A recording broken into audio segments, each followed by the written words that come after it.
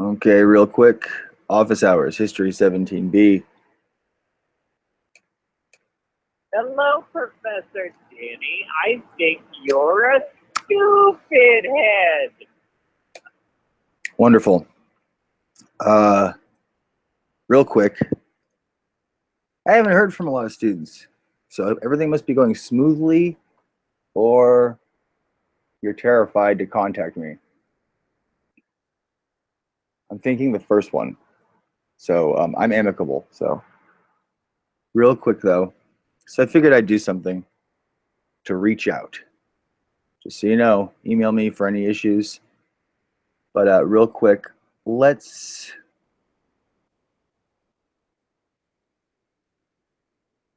talk about sources. Choosing a theme. Oh, choosing a theme and figuring out sources for that theme. Here we go. 3 themes. These are the options. They're in the syllabus. Race, as in ethnicity. Ethnicity is really a better term to use, but race, the actual word, racism, it's just, it's ingrained in our cultures, though. Race, though, is a social construct. It's not actually a scientific thing. It was our modern notions of race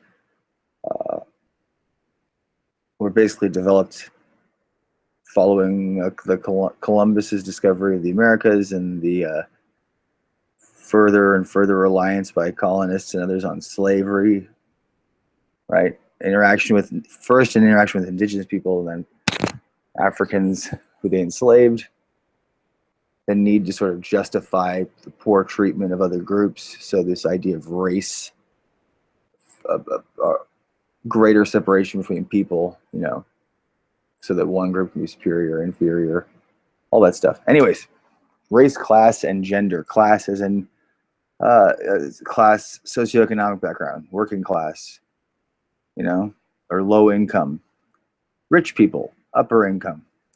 Middle class, which doesn't exist anymore. Just kidding. Just kidding.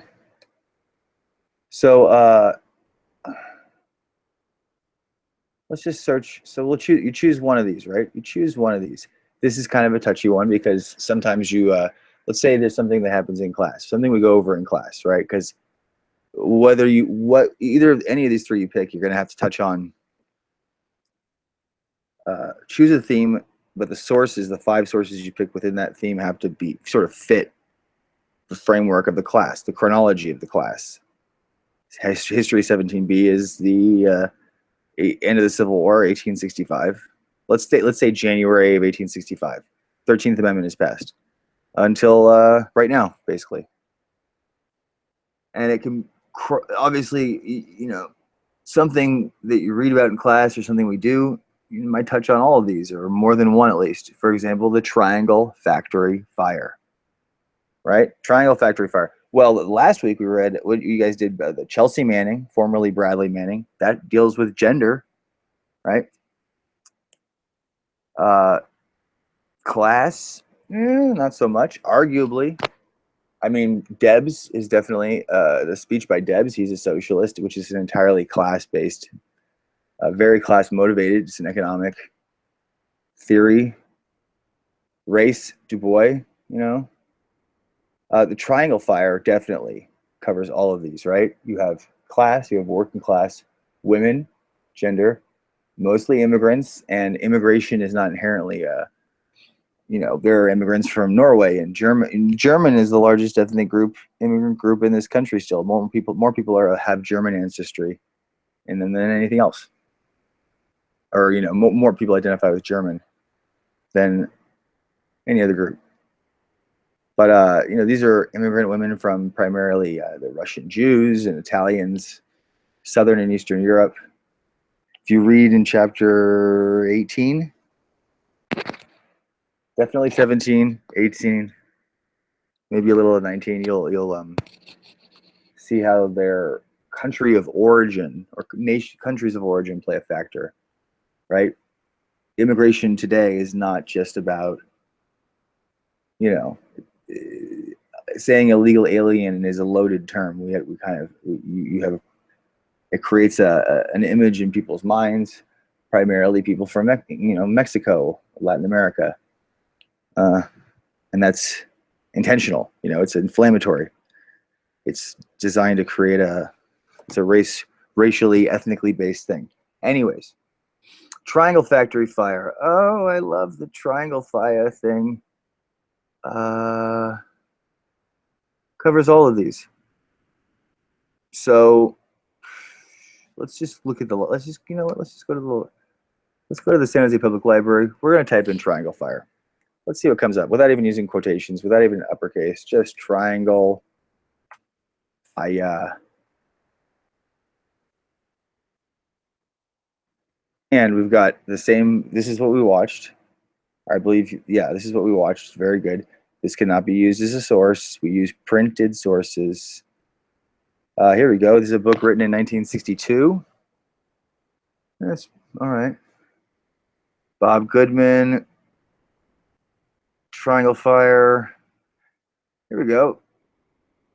This is a report on the relief by a union relief for the Triangle Fire victims. That's a primary source. You could use that. Flesh and Blood So Cheap, the Triangle Fire and its Legacy. That might be good. Lots of stuff, basically.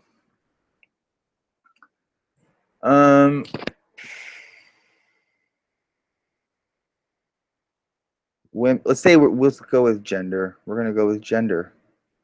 Let's say we want to talk about gender. Women and work, which is a class thing too, I guess. You could go a lot of ways with this. Let's say triangle. It's not supposed to be underlined. That's fine. Let's just search library catalog, women, work.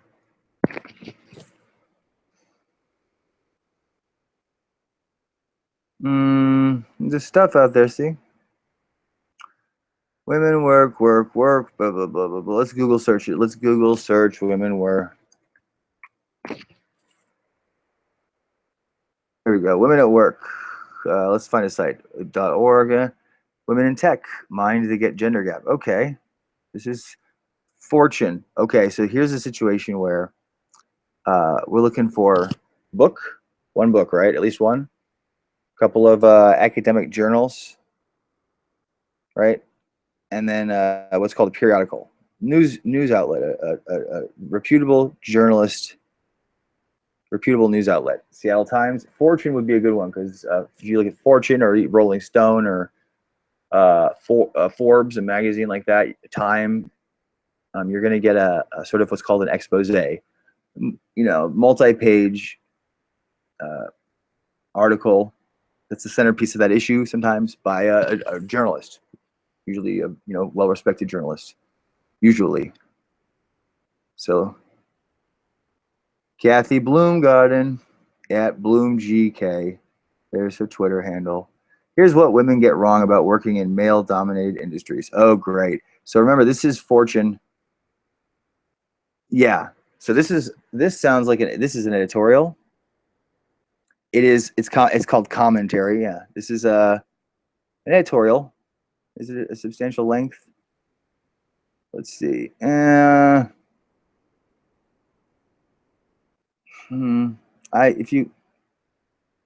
doesn't look like a lot. I wouldn't. Well, I'll let you slide if you use something like this. But you have to be very critical of it. One thing. This is a commentary, right? This is someone's opinion. Explicitly, congratulations, fellow human beings. What the heck is that? We created a network that became the internet, and then boom, we've got brain-to-brain communication. Okay, that scared the crap out of me. First off, it's Fortune magazine. Fortune is a business magazine. Okay, so they're not going to be doing any sort of a touchy-feely kumbaya. They're not going to do what the left-leaning news outlets do, which is highlight areas of chauvinism that should be changed in the workplace. Male chauvinism, right? They're going to tell women suck. Fortune. So they're going to say, suck it up. Don't complain. Pay. Just start off with pay your dues. It's going to be a more business. If you take an economics class, if you take a class on the history of labor unions, you're going to get a very different story about economics and stuff than if you take an economics class, which is going to be, critical of unions. I'm deleting this. This is fucking terrible. Sorry, guys. Jesus Christ. It's still recording. I'll delete it.